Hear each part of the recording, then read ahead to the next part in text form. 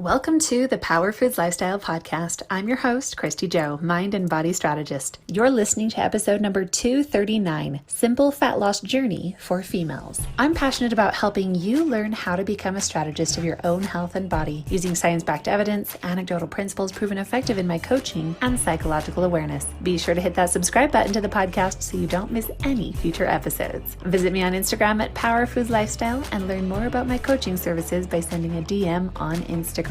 Okay, champs, let's now move into today's discussion about female fat loss. Today, we're going to be discussing 4 simple points of strategy.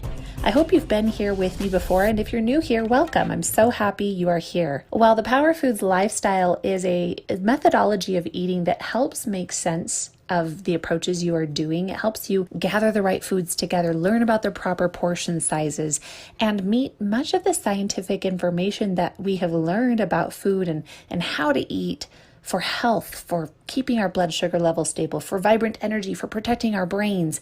So it's not like I can give you all of that in this simple podcast episode, but I hope by focusing on 4 of these points, you will feel more empowered to begin making progress, optimizing where you're at, and seeking for a little bit tighter reins on your nutrition. As we do so, it's pretty powerful what can happen in our lives.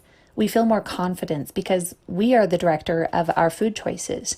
We feel better because we have more energy. We feel more vibrant. We feel more alive. We feel like we're setting a good example for our family, our children, our friends, our spouses. We know that we are doing our best to help prevent disease and illness. We're taking the ball into our court and saying, I am in control. So that's my goal for you today, is to just step up a little bit more. There's no such thing as perfection in this game.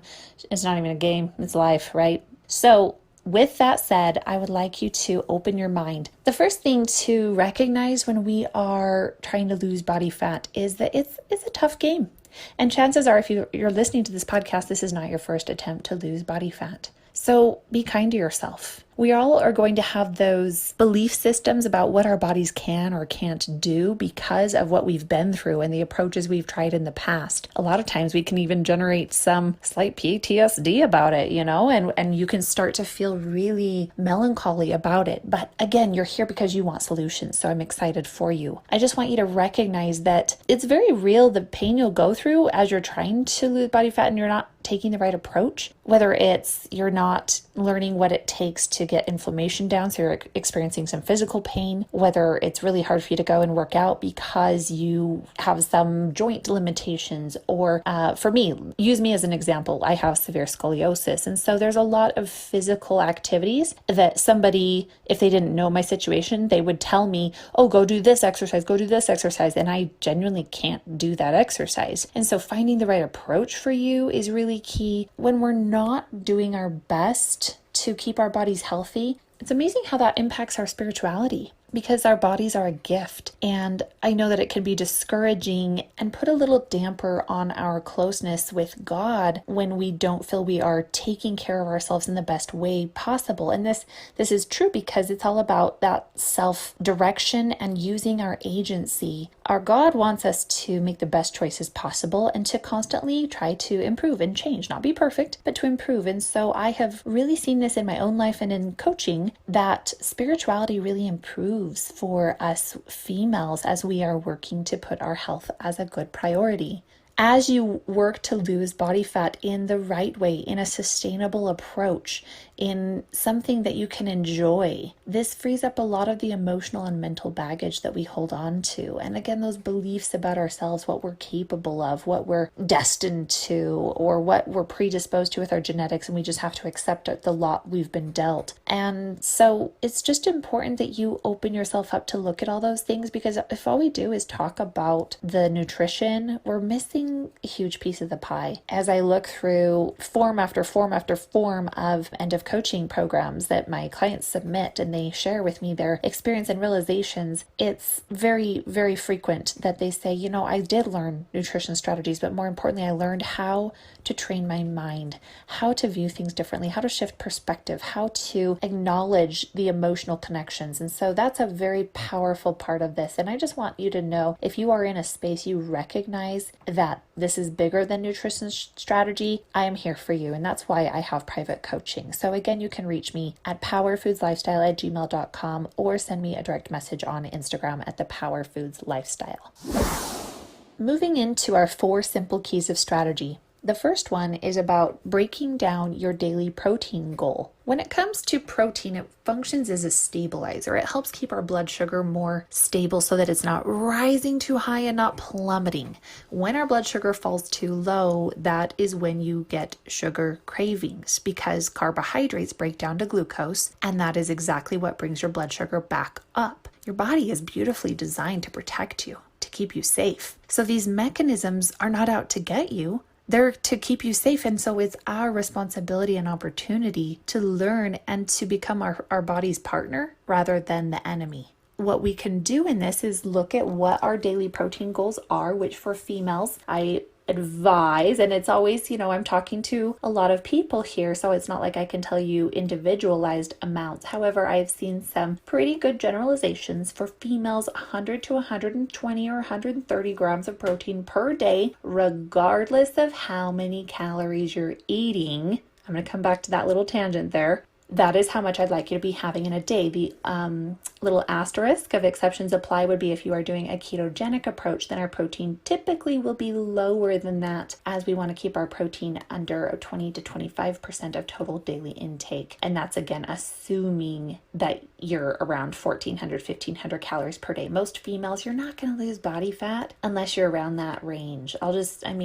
You are totally an outlier and have a totally different set of hormones and genetics and body composition if you fall outside of that. So I'm going to speak to the majority here. Okay. Now, going back to that little tangent about why I don't do percentages, because if I were to tell you, 20% should be protein, well, that means if you're eating 1,000 calories, then that means that you're going to only have, let's do some quick math here. 20% of 1,000 calories is 200 calories. And so with 4 calories per gram, that means you would only be eating 50 grams of protein. But if you were eating 2,000 calories, and I said 20% of that protein, that's 400 calories, which at 4 calories per gram, that means you're eating 100 grams of protein. Now, that is pretty fine, but what if we start getting too high? I've seen this happen, and yes, females, you can be eating too much protein. And yes, you can be eating too little protein. That's why I don't teach percentages, okay? So if your daily protein goal was 100 to 130 grams per day, then the next step you need to do is break that down by the number of meals you're eating per day. If you're following basic PFL strategy, that's 6 meals per day. And if that's the case, we're going to be sticking to the lower end of our peak range. A peak range of protein for a meal is 15 to 30 grams. So again, if you're eating 6 smaller meals per day, stick to around the 15 to 20 grams of protein per meal. Now, I have found in my own life that lunch and dinner, where that's more animal meat and protein, that's going to be closer towards the higher end of the range. And then my snacks are usually something like cottage cheese or maybe some eggs or a protein shake. Those tend to fall on the lower sides of the range. So don't feel like you need to hit the same number on the head every single meal. You just need to be somewhere in that range to add up to that total daily amount. Now, if you're maybe eating 3 square meals per day, then you will divide, let's just, for the sake of simplicity, 100 grams, let's just go divided by 3 is 33 grams. Now, because there's residual grams of protein in your carbohydrates and fats, then we don't need to hit that exactly on the head. As you can see, 33 is pretty close to our peak range of 15 to 30. So that means just be on the high end of the peak range. Maybe your meat portions around 4 to 5 ounces, or eggs, you're doing 4 to 6 large egg whites. And so if you're seeking in each of those 3 meals to have that range of protein, you're going to be great, because your protein will stabilize your blood sugar. It will help you feel full. Protein is very thermogenic in nature, meaning it's helping your body exert more energy to utilize it, and so that AKA burns more calories. Now, that doesn't mean, I should go and fill my whole day with protein. No, it's just a simple, cool little fact that as you're applying Power Foods lifestyle principles can help remind you, oh yeah, that protein is important. Oh, if I missed it in my previous meal, let's try and do better and put it in my next meal so I can stabilize things. So again, there's no failure in this. It's awareness. Raise that awareness and you will see a big difference in your life. One of my biggest concerns is for those doing intermittent fasting, because if you're doing maybe 1 or 2 meals per day, unless you're really being mindful of your total daily macros, most people are going to undereat on protein. So if you're doing 1 meal per day, guys, that is a huge chunk of chicken and beef and eggs that you've got to do to reach 100 grams of protein. And so, like I said, most people are going to undereat. And so, yes, will you lose weight initially on intermittent fasting if you are not mindfully managing your macronutrients? Yeah, absolutely, because you're starving yourself. You're coming in at maybe 600 to 800 calories per day. But what's going to happen to your metabolism after 2 to 3 weeks of that, if you can sustain that? Let's say you can sustain it. And you're like, oh, cool, I'm losing weight. This is great. Well, guess what? Your body is pretty darn smart and it is constantly seeking for homeostasis. It does not like disruptions in the body or to be stressed. So it will slow all of its metabolic processes as it thinks you're starving. And it thinks that you're only eating 800 calories per day. That's how much you have access to. And so therefore, metabolic processes slow and your new maintenance calories has just become 800 per day. So the day that you give up on intermittent fasting and this 1 or 2 meal a day approach, and you eat a quote unquote normal amount of maybe 2,000, 2,500 calories per day, you're going to be putting on body fat, my friend, and you're not going to like it. And so my biggest caution, because intermittent fasting can absolutely work and it is a wonderful strategy, I need you to do so with PFL strategies. Break down the total amounts of protein you need in a day so you can stabilize it for the chosen meals you're going to have.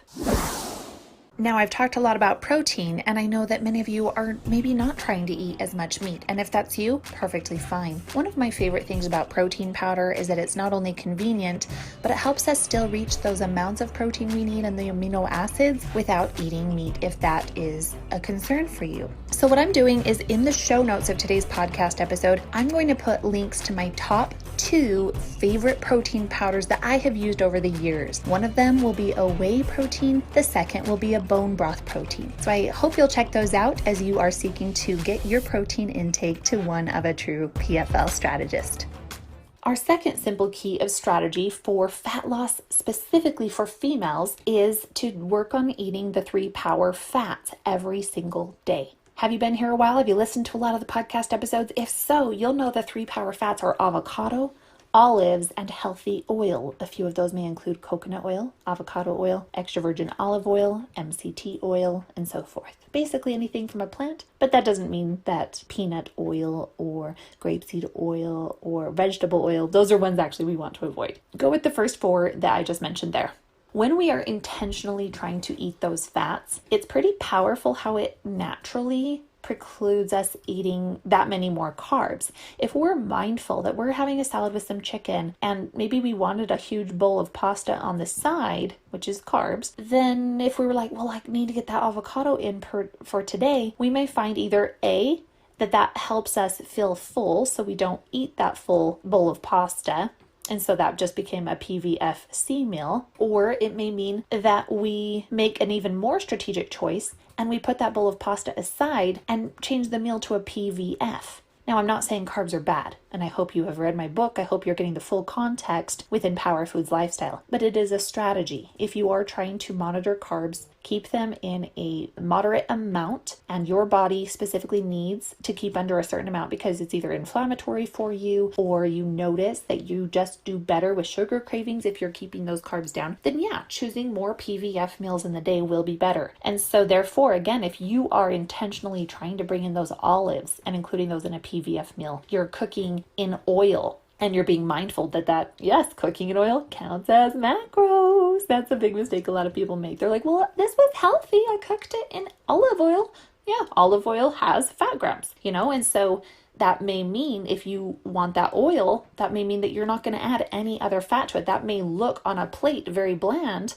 It may look like broccoli and a piece of chicken that was cooked in oil, but that is on a macronutrient level, a PVF meal. That awareness is what keeps our calories in check, because my friends, remember this. At the end of the day, caloric deficits, eating less than you burn, is the way to lose body fat. Our goal, yes, is to make those choices as strategically healthy as possible, but the deficit is king for body composition changes and losing body fat. So we want to strategize the ways to feel full, the ways to keep our control over our portions so we can hit that deficit. Quick reminder, on olives, it doesn't matter what variety you choose to eat. About a half a cup is a good portion for a fat, 8 to 12 grams of fat. Avocado is about half of a medium, or 2 to 3 ounces for a peak range of fat, 8 to 12 grams. And for oil, we're looking at 2 to 3 teaspoons. That's going to give you 9 to about 14 grams of fat. On to our third simple key of strategy. As I was just harping on, it's all about the caloric deficit. So this is where I want you to open your mindset. So many of us feel like we have to cut out all non-strategic foods if we desire to lose body fat. Now, if that's you and that just works for you and your mindset to play the all or nothing game and just say, no, like I can't have even one little bite of a chocolate chip or a little miniature donut or even a little square of that candy bar. I can't do that because it just ignites so much within me that I want to go and eat everything. If that's you, that's fine. That means you're an abstainer. You need to follow an abstainer strategy. And that's in a different podcast episode, so be sure to find that one. But if you are a moderator, it's really important that we remember there's no bad food. And it's so important we keep that in the forefront of our mind, because sometimes we approach nutrition almost religiously and like zealots, like there's evil and good. And at the end of the day, it all just breaks down to chemicals. So instead, let's change our lingo. Let's be mindful that indulging in those non-strategic foods is not a problem. It's about getting the right percentages and getting the right amounts in comparison to our power foods and those foods from the earth that are nutrient dense, that are specifically given to us by God to fuel our bodies. If you don't believe this way, that's fine, but this is how I believe. So He puts the food on the earth. He puts the people on the earth. He kind of knows how it works. Like, this will keep you alive. And then we think we're better than God and come and construct all of these other foods and think, oh, this will be fine. Well, that's where we want to start challenging it. Again, it's not to demonize any man-made manufactured foods, but to put it in perspective. So if it were to be like 80%, 80% power foods, 20% manufactured man-made foods, or 90-10, that would be a good goal to get to. Now, I realize that perhaps you listening to this are not even close to that. And no matter where you're at, that's fine. Just be mindful and say, here's where I'm at. You have to know where you are and where you want to go if you want to find the path between those two. So again, I'm proud of you for being here and for seeking to learn. So be mindful. It's not about kissing all the foods you love goodbye, but you do need to learn those strategies. So the moderator and abstainer strategies are in a separate podcast because I have so much to say about them. I need you to go listen to that full episode. But if you are a moderator, just quick reminder, 20 to 30 grams of carbohydrates is your portion. Here's an example of how I use a moderator strategy currently. My husband and I are following basic PFL strategy to the T. We are doing 6 small meals per day, either PVC or PVF. Partly because I'm working on creating some awesome new things for you, and partly because we have our own goals. And from my experience of years of doing all the different PFL strategies, the one that just feels the best. It's the simplest, the most straightforward, and that's PVC for breakfast, PVF for mid-morning snack, PVC for lunch, PVF for mid-afternoon snack, PVC for dinner, PVF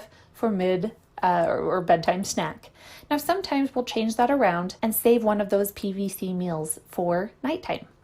How many of you guys enjoy Netflix? Now, I never really got into Netflix before I got married. No, it wasn't when I got married. It was when I got pregnant. And it's like the brain break I need at the end of the day.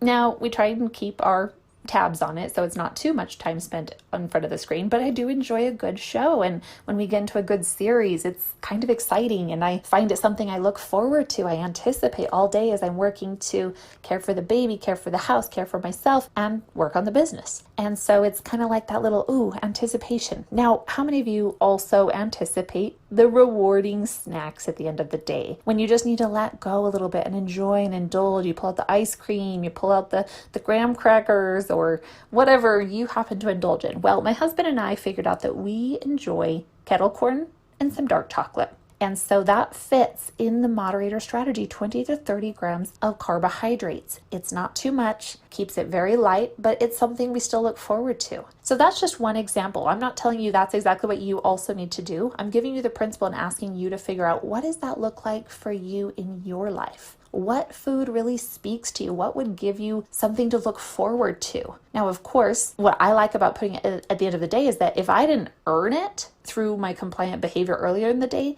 then I have the power to put my hand down or my foot down and say, no, like that is not a reward. That's not something to be used right now. And that comes back to discipline that also is grace. We have to have both of those tools in our tool belt to succeed as strategists. Our fourth simple key of strategy is about recognizing when we are full and adjusting to a different fullness meter. I want you to picture this sliding scale in front of you where 0 is on your left and a 10 is on your right. And we're going to have a sliding scale in between those. If 10 is being, oh my gosh, Thanksgiving, I stuffed myself. I think I'm going to be sick. I need to go lay down. I have to loosen my belt. And a 0 is, I think I'm going to die. I'm starving. Then we want to eat after each meal to approximately a 7. Now that can feel really uncomfortable if we're used to eating to a 9 or a 10 every time we eat. And I understand that for many people that can be almost scary to step back and to say, okay, like I'm okay. We can have a lot of fears around the food, and especially if there were things in our past, maybe in our childhood, that we didn't always have access to food, that we were hungry, where we were barely getting by. There can be some associations in that regard to not stuffing yourself. So ask yourself, is there anything in my past that would make it so I was uncomfortable eating only to a 6 or a 7 on the fullness scale? And if there's a yes, that may be something worth getting coached through. Maybe that's just one good session. I would love to talk with you about that. But if you're okay with it, I want you to train yourself to get used to eating to a 6 or 7 where you feel satisfied. You could eat more if you wanted, but you're satisfied that you'll be okay for another 2.5 to 3 hours if you're following basic PFL, or for whatever duration of time until your next meal for whatever other strategy you're following. When you eat to a 6 or a 7, this doesn't send your insulin and blood sugars super high. And that's, of course, assuming you're choosing a PVC or a PVF or PVCF meal. If you're doing some other variation, I can't guarantee anything, but I'm here to talk about Power Foods lifestyle. Doing this is also going to help you stay ahead of hunger, because if you have planned out your daily amounts and then you're sticking to meal timing as you should, you'll be eating about 20 to 30 minutes after your brain says, I really could use some food. So you may need to push through 20 to 30 minutes of feeling uncomfortable. And it's not so much uncomfortable in your stomach, it's more uncomfortable psychologically, especially if you're used to eating whenever you have the desire, whenever you have the thought. And we're going to learn to temper that. We're going to bring in a little bit of discipline, and we're going to say, it's okay. You can feel that way, but we're going to eat in 20 or 30 minutes. Use the timer. It is your best friend. Set some alarms on your phone, use the clock. You'll be amazed at what you can accomplish. And sometimes I even like to set it up for myself and say, well, look at your list of things you need to get done today. Why don't you try and get this done before that meal time? And my meal timings become almost these boundaries for prioritizing my day and helping me be efficient in what I need to get done. Because then the meal becomes like a reward. And it's really exciting because it's like, yay, I got this done. Now I get to eat my snack. Woohoo. Eat to a 6 or a 7 on the fullness meter. Yeah, I could eat more. My brain wants to eat more. My emotions might want to eat more, but I'm okay. Drink my water. Be present with my food. Try not to be distracted when you are eating. Be aware. Notice the chewing. Notice it entering your body. Notice the flavor, the texture, the colors. And then you're done with your meal. Time to move back into life. Now, I'd like to share with you some recent successes from some of my clients. This first one is from Rebecca. She said, besides the fact that I lost nearly 25 pounds, I am now able to better control my binging episodes as well as my day-to-day food intake. I'm more conscious of the foods I put in my body and more educated on how it will affect my body. I drink more water, I'm more active, and I feel better all around. Though I still have a long way to go before I can truly master myself, I have made so much progress and the results have changed my life. Oh, I love hearing that, and it's been such a privilege to work with Rebecca. This next testimonial comes from somebody who wished to remain anonymous, but she said it would be perfectly fine if I shared this with you. She is a type 1 diabetic, and she sought out the Power Foods lifestyle and my coaching to help lower her A1C. She said, I'm feeling better than I have in years and have finally figured out how to stabilize my blood sugar.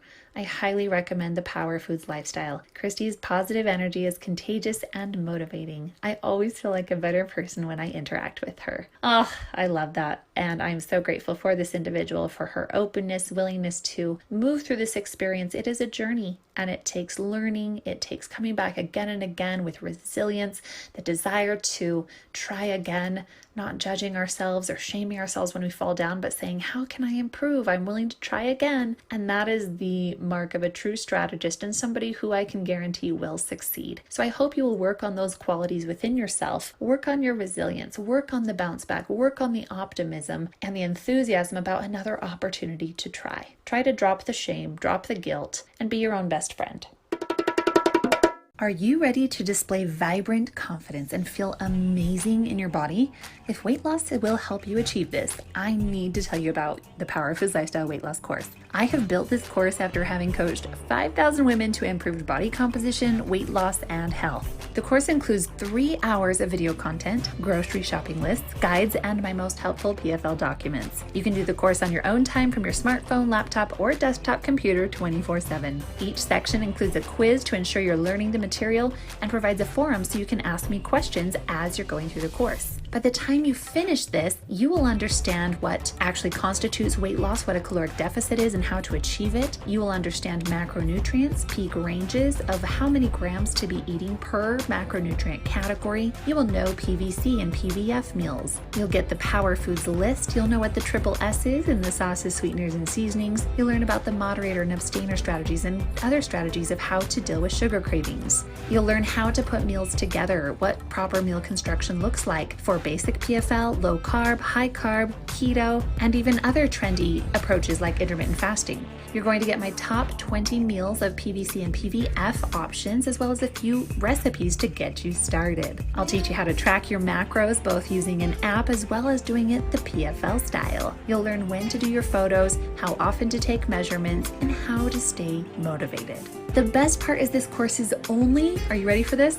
$47. But the best part is I am giving you pre-enrollment registrations for 50% off. This is going to save you $23. So I'm only giving this to you, my amazing podcast listeners. All you have to do the pre-sale, take 50% off, is go to the link in the show notes, click on the link to the weight loss course, then plug in the coupon code PFL podcast. Again, that's PFL PODCAST. Now, take notice, you have to do this before the course officially launches on February 15th at 11 p.m. or you're going to pay the full price, which, by the way, is still a complete bargain for the amount of education and information you're going to be getting. So if you are serious about wanting to make a change in your life, you want to learn the most pertinent, actionable education and information you need to know to lose fat using science-backed evidence and psychological strategy, use the code PFL podcast and go now to enroll in the PFL weight loss course. P.S. If you were in my PFL Academy before, you are getting this course 100% free. So email me at powerfoodlifestyle@gmail.com and I'll get you set up. My friends, I'm so excited to see you inside the PFL weight loss course. All right, Power Foods Lifestyle Champions, I'm so delighted that you've been here with me today. Thank you for opening your mind and being willing to learn. As a reminder, if you're not already, go follow Power Foods Lifestyle on Instagram to get helpful reminders. I am doing a lot more teaching on there, so be sure you turn notifications on or check in daily so you can get the latest lesson and keep motivated. If you're on Facebook, come over and be a part of our private Facebook group, Power Foods Lifestyle Champions. And one final reminder, the information in this episode is provided for informational purposes and is not meant to substitute the advice provided by your own physician or medical professional. Power your body, one meal, one workout, one day at a time.